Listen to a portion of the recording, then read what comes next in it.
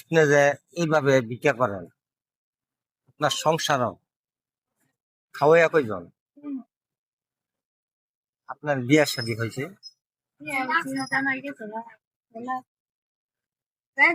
একটা ছেলে আছে। কোন জায়গায় বিয়ে হয়েছিল? বাড়ির কাছে। বর্তমানে জায়গা জমি নেই, মানুষে মানে। বাবা আছে, মা আছে,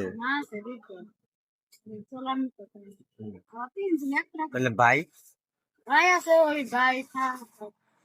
না থাকার মতো। আপনি একলাই, আপনার বোন নাই? আপনার বোন নাই। চাষির কি হয়? হ্যাঁ,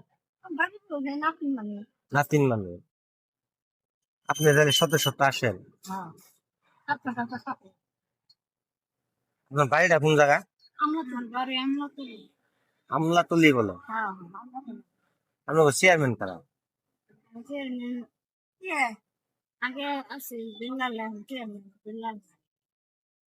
বর্তমানে চেয়ারম্যান নাই বলা। ধন্যবাদ। প্রিয় দেশবাসী, আসসালামু আলাইকুম। আপনারা জানেন তিনি একজন অসহায়। একবার আল্লাহ পাকে, যাই হোক, আল্লাহ পাকে যেভাবে সৃষ্টি করছে, মানুষ বলতে পারে হয়তো আপনি আমারে সৃষ্টি করতে পারতো, আমার ঘরের যদি একটা পুলান বা প্রতিবন্ধী বা ওইভাবে হইতো। তাই আমরা মনে হয় যেন বাংলাদেশের মানুষ যারা আছে আমরা অবহেলা করলাম, হয় না? তাই আমার বোনটারও কেউ অবহেলা করবেন না। দয়া করে যে জায়গায় চায়া খা মানুষের বাড়ির থাহে, দয়া ধর্ম করে ভিক্ষা হিসাবে আমি বলবো আমার বোনটা যেন আরো বেশি বেশি করে আপনারা দান করেন। দান করলে আল্লাহ খুশি, মানুষও খুশি। তাই আপনাদের আমি দেখাইলাম যে বিস্তারিত সত্য একটা ঘটনা।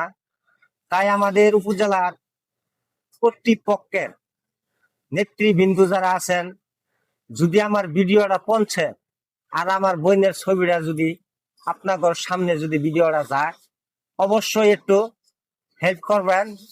এ প্রত্যাশা রেখে আমাদের নাইলতাবাড়ির বিএনপি নেতৃবৃন্দ করে আমিও বলবো যেন এই অসহায় লোকটার দিকে দৃষ্টি দেওয়ার জন্য অনুরোধ করা হলো।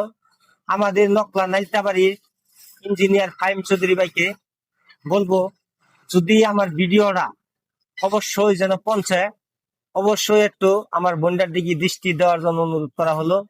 আর বাংলাদেশের সরকার ফ্যামিলি কার্ড যেন এই সব মানুষেরা বৈধভাবে কোন গ্রাম বা কোন ঠিকানা, বিনীতভাবে অনুরোধ করলাম যেন বাচ্চা বাচ্চা দেওয়া হয়।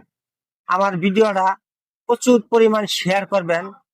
আল্লাহ পাকে যদি আমার ফেসবুক থেকে টাকা কামাই করতে দেয়, আমি যেন এরকম অসহায় লোকের সাহায্য করতে পারি, এই প্রত্যাশা রেখে আমি আজকের মতো এখানে আমার কথা শেষ করলাম।